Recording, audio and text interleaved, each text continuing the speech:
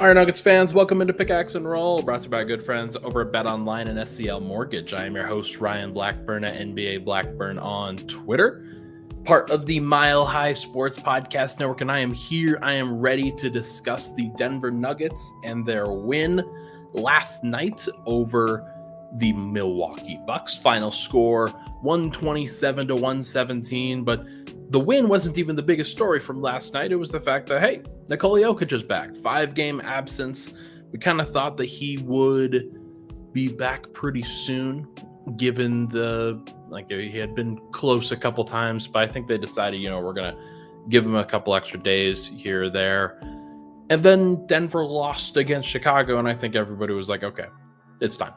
It's time for that. It's time for bringing back the best player in the world, getting him ready for what is to come in the playoffs this year. And I think everybody's glad that he did, because it's a lot better to watch Denver Nuggets basketball just in general when Nikola Jokic is doing Nikola Jokic things. I'll never take that for granted. And 5-game absences, I think, give everybody the perspective that is necessary. That yes, Denver is, even without him, they have capabilities of being a good team every now and then. They can beat different teams. They beat Golden State. They beat Houston. But the overall baseline is just a little bit low. And with Jokic, everything is possible once again. So pretty cool to see. Pretty good to be back in the building for that one, where he puts up 39 points, 10 rebounds, 10 assists. We will talk about it all in the coming minutes.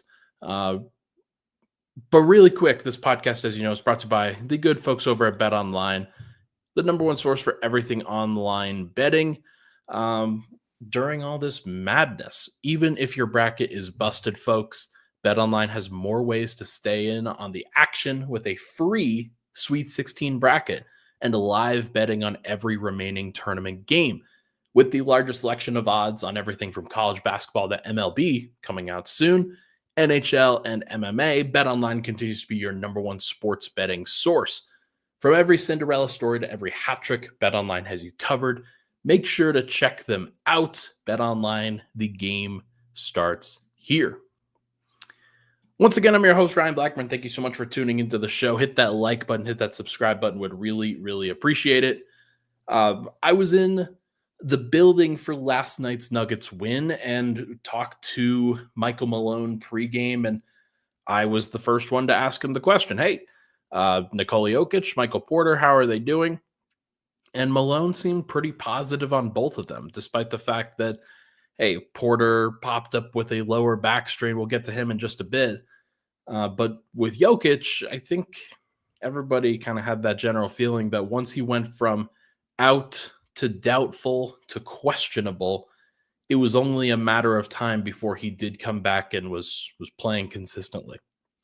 So good to see him back out there and good to see him moving the way that he did. I still thought it was a little bit slow. I still thought that there were some moments where, okay, not necessarily pushing off side to side from an agility standpoint, from a strength standpoint. And he even talked about that in his post game, that the dunk that he had was jumping off of his right foot as opposed to the left foot.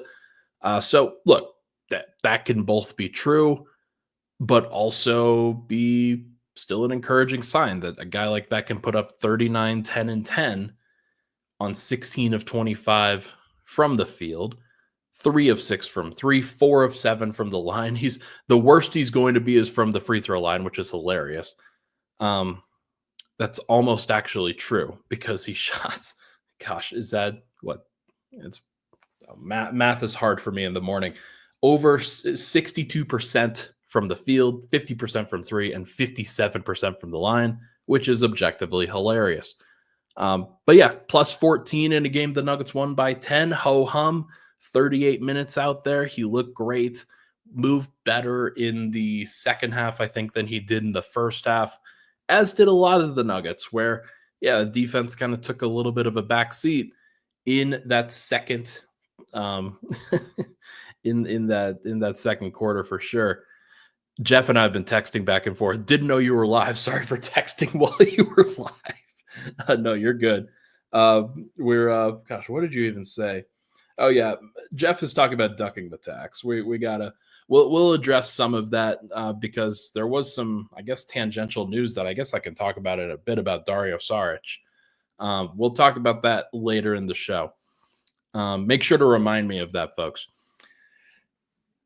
But it was good to see Jokic back out there. Good to see him functioning. Good to see things working well, and it was nice for um, like Brook Lopez is a really good defender, and I don't think that people fully appreciate that. It's been a couple of years since he's been at Defensive Player of the Year kind of level, and without Giannis, their team defense is going to be worse. But individually, Brook Lopez is about one of the best kind of big man defenders and uh, guys that can both protect the rim but also guard on the man, like about as well as there can be in a situation like this. So he was great. He had like 3 blocks. He was dominating on the offensive end. Jokic wasn't exactly putting up a bunch of resistance in the first half. I think he allowed 20 points in the first half, but he only allowed 26 points for the game. And that to me is the sign, okay, kind of getting back into the flow of things, allowing some buckets.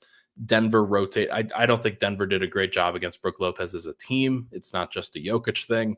But it was nice to watch Jokic get back into the flow, and the pass that he had. Oh my God. Like you always get an appreciation for these when you're there and you have a good angle on the pass. And from my media seat, Matt, myself, Vinny Benedetto sitting right there. It was across the court. We were watching Jokic kind of dribble away from us and see him turn and then see him pitch it right over his head. And everybody had a great angle because it was an unbelievable pass, but like just awesome to watch him being able to do that. We could see Aaron Gordon cutting from the angle that we were and seeing the 2 defenders that were completely motionless while that was happening because Jokic was able to process in time. Aaron Gordon was able to process in time, and it turned out to be an awesome, awesome play.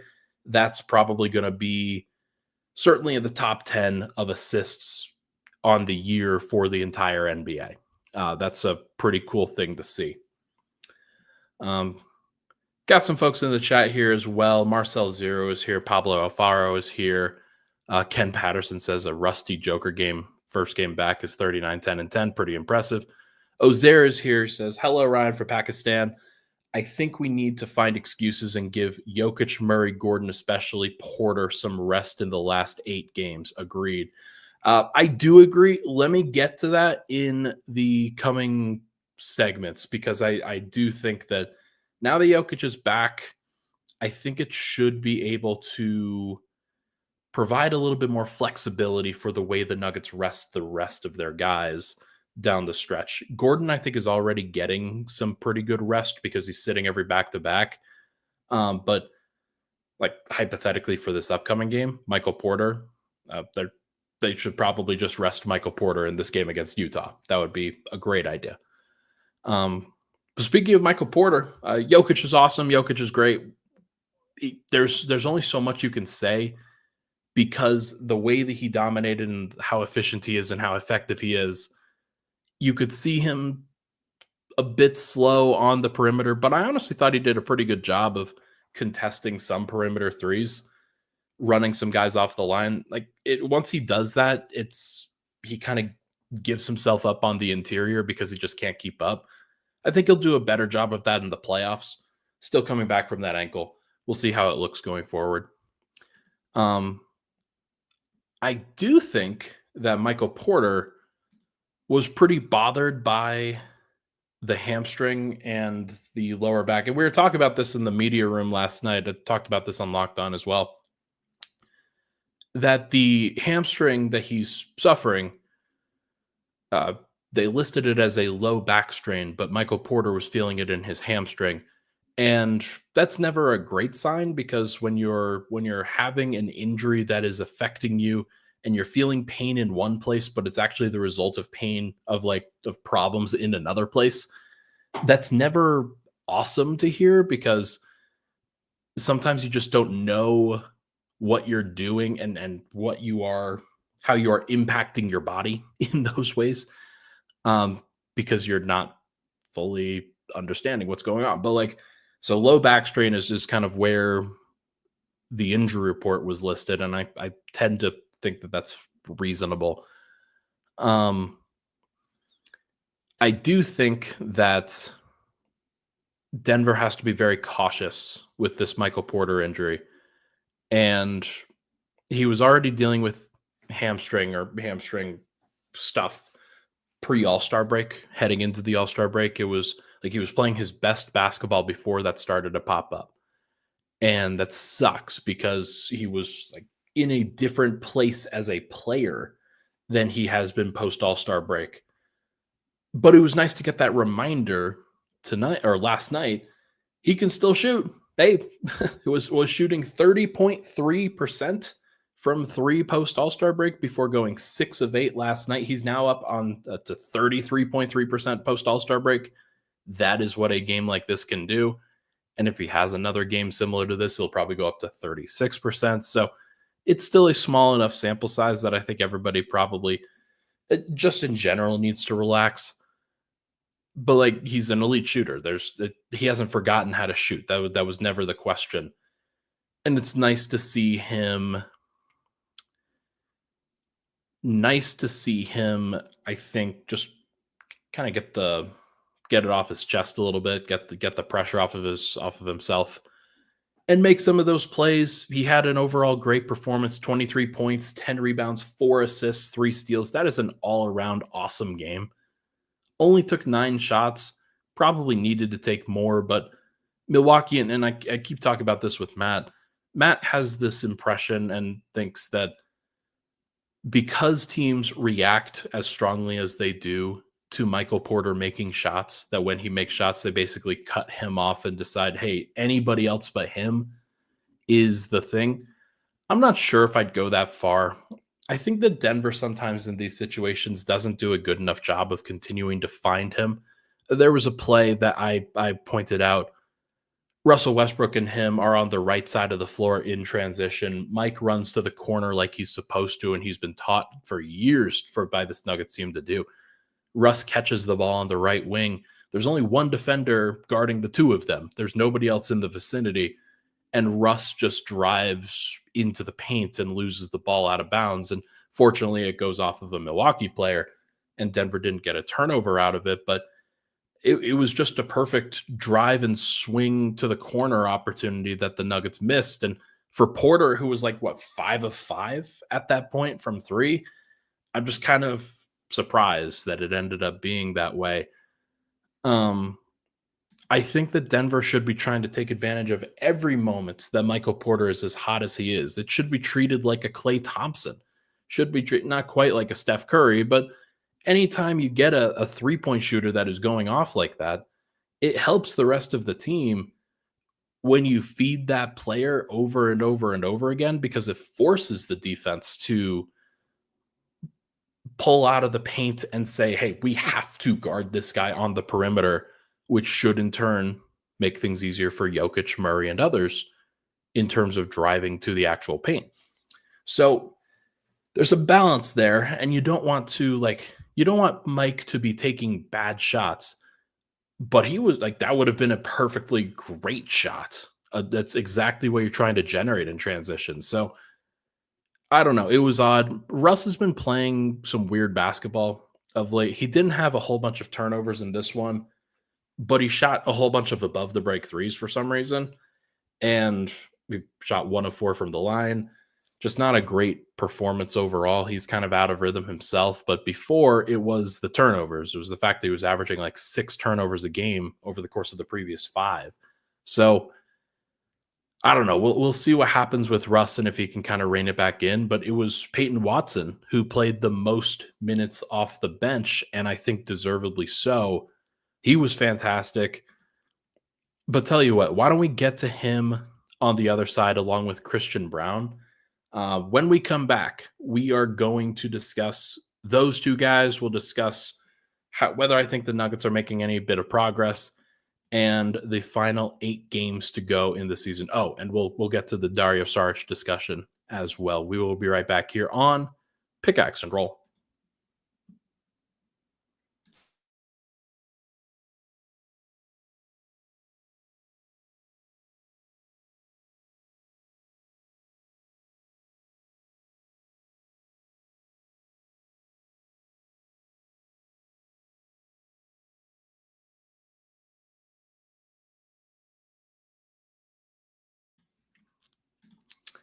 All right, we are back. Pickaxe and Roll. Ryan Blackburn here. Thank you so much for tuning into the show.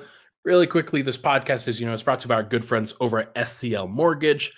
Are you looking for a mortgage loan but are self-employed and you're kind of shaky on how the process actually works? SCL Mortgage is great. They are friendly. They'll explain everything to you. You need a little bit of extra money. You need somebody that you can trust. 5-star reputation here. Hundreds of happy customers with SCL Mortgage. They are fantastic. Always really appreciate. Was able to meet with them a little bit as we provide a new sponsor for the show. Want to make sure that we're not doing anything crazy. Was able to meet with them for a little bit. Good guys, sports guys, understanding what's going on. They have a good time, and it's always great to be able to meet somebody and to trust a sponsor. So make sure to contact our friends over at SCL Mortgage if you are interested. Call 303-790-2222 or visit myspecialmortgage.com. All right, back at it here. Let's discuss Christian Braun. Really impressive performance from him as well. Kind of got lost in the sauce a little bit as Denver had a variety of other guys that played pretty well, but Christian was a piece of it as well. 19 points, 10 rebounds, 6 assists, 2 steals, plus 13 in a game the Nuggets won by 10. He mostly shared the floor. If I go back and look at the rotation chart a little bit, no, he staggered in the second quarter in the minutes without Jokic. So it wasn't entirely like Jokic dependent, I'll say. And that I think is an important distinction. So much of what there, and like we even see here in the comments and from somebody in Belgrade, CB needs Joker to thrive. I think it's kind of true, but I also think that so much of CB's kind of lower usage and lower like effectiveness over the course of these last 5 games was that Jamal really stepped up and they're trying to get Mike going. And Russ, I think, was really trying to step up, but he was better early than he was later. Aaron was stepping up, and you can't have everybody step up in those situations. I guess like you're gonna have guys that kind of try to play their role and fall into the background a little bit and do some of the detail things. And my thinking is that Christian kind of sensed that from Denver's offense and from the way that they were running things while Joker was gone, and basically said, okay, my job, what I can do is defensive. It's opportunistic. It's not as many opportunities with the ball in his hands. But this game, it was like he actually, I thought, was very helpful. Jamal Murray didn't have a great game overall. 17 points, 6 assists, did have 0 turnovers, so that's good. But I just thought that, and like with Russ struggling, Christian was one to step up. And it's great to watch that. He was making threes. He was getting to the rim. He grabbed an offensive rebound in the fourth quarter that really generated some momentum for Denver when he ripped the ball away from Brook Lopez underneath the rim and effectively said, hey, we need to win this game. Let's go make the hustle plays to do it. And the 2 steals that he had, I'm not sure about one of them, but one that I know of was him just jumping the lane. And it reminded me of KCP. It reminded me of an opportunistic defender who read the floor really well and is going to capitalize on that, poke the ball away, and then he finished in transition. It should have been an and one, but he didn't actually get the and one. It was an odd no call for some reason. But it was nice to see. It was nice to watch. And I think that Christian, again, and the general sentiment he needs Joker to thrive, I do think is true. He is a more Joker dependent player than a lot of people, but the Nuggets just need Joker. It isn't just CB, I'll say. Jamal is a little bit more independent in that he can do some things outside of it. Aaron, I think, is a little bit more independent, but it's not a surprise to me that Michael Porter went 6 of 8 from 3 in this game, and Christian Braun had one of his best games in a while. So good to see Denver kind of get back on track in that regard. Peyton Watson stepped up in the midst of Aaron Gordon foul trouble. 3 minutes into the game, Aaron Gordon picked up 2 fouls. I don't even remember who he did foul. It was probably Kyle Kuzma. Maybe it was one of the guards, but he fouled those guys, and then he came back in because you get foul trouble, you get 2 fouls early, you got to sit. But what Michael Malone and the Nuggets like to do is if you pick up 2 fouls early, then you can start the second quarter. We'll try to get you as many minutes as possible. And then he fouled 12 seconds into the second quarter and picked up his 3rd foul. So he effectively fouled himself out with foul trouble. What I will say is that in this particular game, I don't know if Denver necessarily needed to sit Aaron Gordon for all of that time. This is the Mark Daigneault discussion, where if somebody picks up 3 fouls in the first half, with Michael Malone, it's effectively, okay, you're done. Like you're not going to play anymore in the first half. That's kind of the traditional way of doing it. Somebody like Mark Daigneault and some of the, I would say, newer modern era coaches are listening to the analytics, or listening to the folks that says that he's not going to foul out his own player. He's not going to use foul trouble as a reason for taking them out of the game. Aaron played 16 minutes in the second half, 15, 16 minutes, picked up 0 fouls during that stretch. And so what that says to me is that, okay, there are like maybe like this could be a criticism of Michael Malone, I think. That okay. This could be a criticism of Michael Malone and saying, like, look, he probably could have played Aaron in that situation and just trust that Aaron Gordon is not going to foul. Maybe that's the problem, is that he doesn't trust it. But I got to imagine that of all people, Malone would probably be able to figure that out and say, hey, Aaron, don't foul. But sometimes it's not in guys' control. And the foul that Gordon did pick up, it was pretty shaky as well. So if you get a 4th shaky foul, then puts your team in a tough position. So either way, Peyton Watson stepped up, did a nice job, capitalized on the attention that other guys were getting, but also attacked in transition, made some plays on defense. 12 points for Peyton Watson, 6 of 8 from the field. Didn't take a 3 in this game, didn't take a free throw in this game, which is interesting. But most of what he was able to do was fed off of what Jokic's assists were. He was attacking from the short corner. He was doing a nice job of capitalizing in transition. And he led the team plus 15 in his 34 minutes off the bench. That's a lot of bench minutes. Not sure how many Russ has played from the bench so far this year, like what his maximum is, but 34 minutes is pretty high. It reminds me a lot of the Bruce Brown stuff that Denver was getting in games in 2023. Like there were times where Bruce would just play 36 minutes. He would miss the first 6 minutes of the first quarter and the third quarter, and then play all 18 minutes in the final 18 minutes of the first half, final 18 minutes of the second half. This was kind of like what Peyton did, except just shifted with some foul trouble a little bit. So good to see him be successful. Good to see him, just because he went back to the bench, still capitalizing on an opportunity and staying hot and doing the things that he needed to do. So good to see that ultimately happen. True Tellers in the comments and just going off, saying, but Jokic doesn't play defense, said Ryan. 40-point triple-double on 70% true shooting and a plus 14. Yes, that is true. Yeah, of course. All of what you said is true, because Jokic didn't really play that much defense in the first half. Like, you guys watched the same game that I did, right? Like, Denver gave up 64 points. It wasn't just Jokic that didn't play defense. It was the Nuggets that didn't play defense. But for most teams, it's their center that is the one that kind of picks up the pieces defensively. And Joker just doesn't have the flexibility to be able to do that in these moments, especially coming off of an ankle injury and with the responsibility that he has offensively. So not really a surprise here, but we got to be able to see with our eyes. I don't know. Like, it's odd. Okay. 8 more games to actually, okay. Are the Nuggets making progress?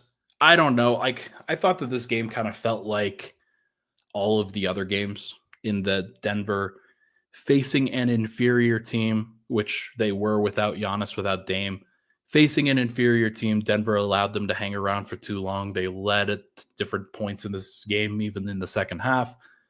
And Denver had to focus up. They had to get serious, and they played a better defensive quarter. In the fourth quarter, only allowed 25 points, and that allowed Denver to separate just a little bit. Only allowing 53 points in the second half is nice. 64 points in the first half, not so nice. But look, you take what you can get. Denver played the defense when they had to. And yeah, it was just nice to see Denver not let go of the rope in this particular game. But it still felt like they were doing exactly what they had previously done, which was not a ton. I don't know, not a ton from the defensive side of things, especially early on. 8 games left to go. Denver's played 74. They are, I could screenshot the standings and pull them up if you'd like. Actually, yeah, let me do that and see if we can talk through these standings a little bit. We are going to skip the teams that are eliminated from contention, but we will actually add the teams that are below the fold as well this time. And just so we can make sure to get that done. Let's put this one up here. There we go. Oklahoma City's at the top by themselves, 60-12. Houston, 47-26. Denver, 46-28. Lakers, they also have 28 losses. Memphis has 28 losses. With 8 games left to go for Denver, they're in a really good spot. Talked about this with Matt on last night's show. I think that because Denver has banked the wins and haven't banked losses, they're in a better position than the Lakers and Grizzlies are right now. There are more opportunities for the Lakers and Grizzlies to lose over the course of the final 10 games. For them, Denver has 8 games, and though they play a slightly tougher schedule than some of the teams, the Lakers play a pretty tough schedule themselves. Just looking at the remaining strength of schedule for them, they still play OKC twice, the Lakers do. They play the Rockets twice. They play the Grizzlies once. They play the Warriors once. What that says, though, is that they have an opportunity to control their own destiny if the Lakers are going to pop up there. Memphis, same sort of thing. They have a very tough schedule, but they play the Thunder. They play the Nuggets. They play the Lakers. They play the Warriors. They play the T-Wolves. So there are plenty of opportunities for these standings to still shift. But Denver does play in their final 8 games. They play the Rockets in game 82. They play the Grizzlies in game 81. Before then, they play the Warriors again. They play on next Tuesday. They play the T-Wolves. They have a couple of easy ones, but in general, like, Denver is going to have opportunities to either solidify their playoff position or drop below it. And so Denver's magic number for the playoffs, which is top 6, is 8. It's 6 with 8 games to go. So basically, if Denver goes 6-2 in their final 8 games, they are guaranteed to get into the playoffs. Now, if the Warriors and the Timberwolves, if those teams both lose 2 more games apiece, then that means that Denver only has to go 4-4. So if Denver takes care of business over the course of the rest of this homestand, they already have banked 3 wins. That does include a Timberwolves game, so we'll see if they're actually capable of beating the Timberwolves, but will be fascinating to watch. I'm curious to see what people think and the team that they are most excited to face in the first round, the team that they would want to face in the first round. Right now, it looks like Houston and Denver will be in the 2-3, which means that Denver's probably playing a team that's in the 6 or the 7, maybe the 8, depending on how the play-in tournament goes. Because if you recall, 7 and 8 play each other in the play-in tournament for the opportunity to be at 7. And so if Denver does face, if they are in the 2 seed, then they will play the winner of the 7-8 playoff game. They still have a chance to beat Houston, because if they beat Houston in game 82, that could mean that that takes them from 3-2 in the playoff standings. Hypothetically, if the T-Wolves make their way up to 6 and they are solidified at the 6 seed, that final game on that final Sunday of the regular season could mean a lot between Denver and Houston, because I think if you're Denver, you probably want to do everything you can to just avoid the Timberwolves. So if you win that final game, then maybe that means something. So we'll see what happens, but Denver's going to get into the playoffs. That's not a question at this point. The only question is what seed that they finish with and where the rest of the conference kind of ends up. Houston, Denver, Lakers, Memphis, all kind of grouped still 2 through 5. And then the Clippers, Warriors, Timberwolves, all very much grouped at 6 through 8. Still a lot of questions to be answered there. But final thing, Dario Saric. This news, it just came out. Let me see if I can find the actual quote here. But it was from somebody named Luca covering Real Madrid. Dario Saric. Yeah, just kind of Luca D'Alessandro, who covers European basketball. He's got 51,000 followers on this media site, so it's very possible that shifts. He has a pre-agreement, according to Luca, with Dubai BC for next season. This is via a Spanish-speaking website. So if that's the case, that basically means that he opts out of his own contract with Denver. He signed a 2-year, basically $11 million contract with a player option for next season. That's about $5.5 million or so. And if he opts out of that contract, that actually helps Denver tremendously from a financial perspective.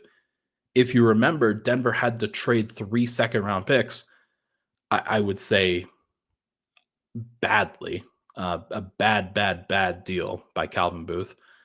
But they had to trade 3 second-round picks in order to get off of Reggie Jackson's contract, and decided that that was the best use for those picks that they could come up with at the time.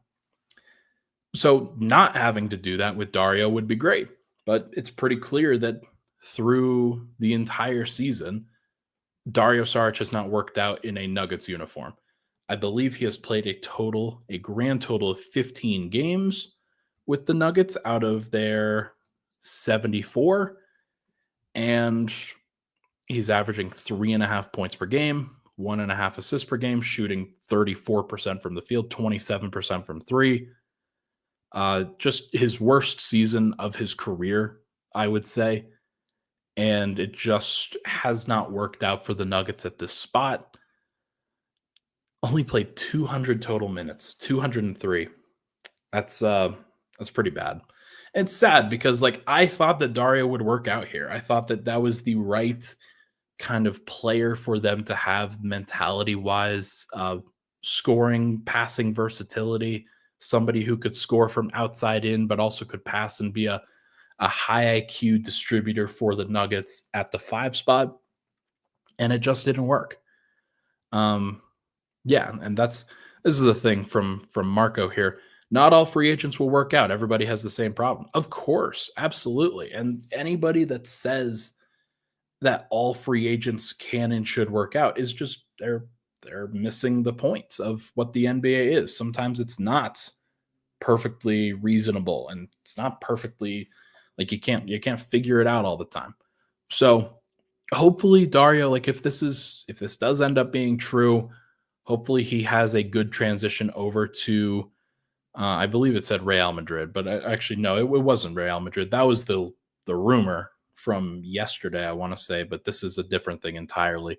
So hopefully he is successful. Would love to see that for him, but if that's the case, it does give some financial flexibility.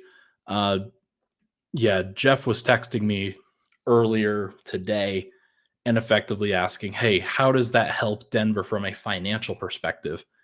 The answer is it helps them a little bit, but it doesn't help them to the degree that I think people want it to.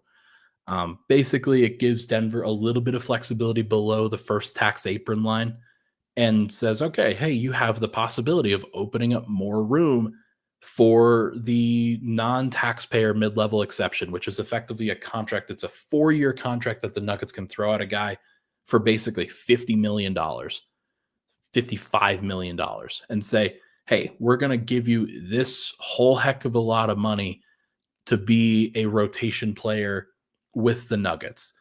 It's something that they haven't been able to do in the Nikola Jokic era, honestly. They've been so tied up financially that they have not been able to offer this big contract.